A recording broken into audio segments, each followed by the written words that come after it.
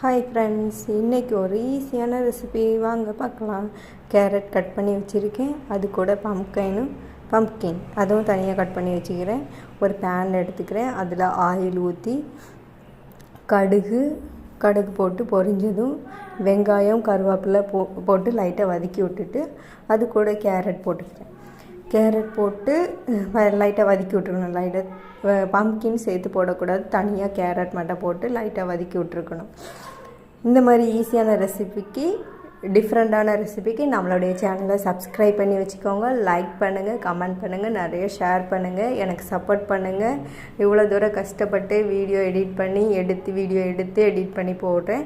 எனக்கு சப்ஸ்கிரைப் பண்ணுங்கள், நிறைய லவ் சப்போர்ட் எல்லாம் கொடுங்க.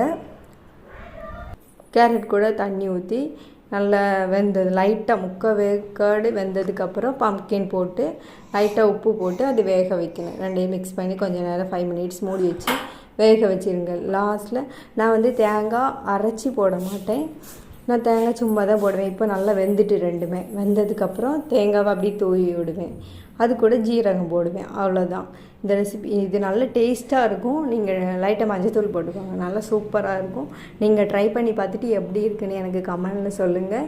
இந்த மாதிரி டிஃப்ரெண்ட்டான ரெசிபிக்கு நம்மளுடைய சேனலை சப்ஸ்கிரைப் பண்ணிக்கோங்க, நிறைய ஷேர் பண்ணுங்கள். இந்த ஷார்ட்ஸ் பார்த்த எல்லாத்துக்கும் ரொம்ப நன்றி. பாய், நாளைக்கு பார்க்கலாம்.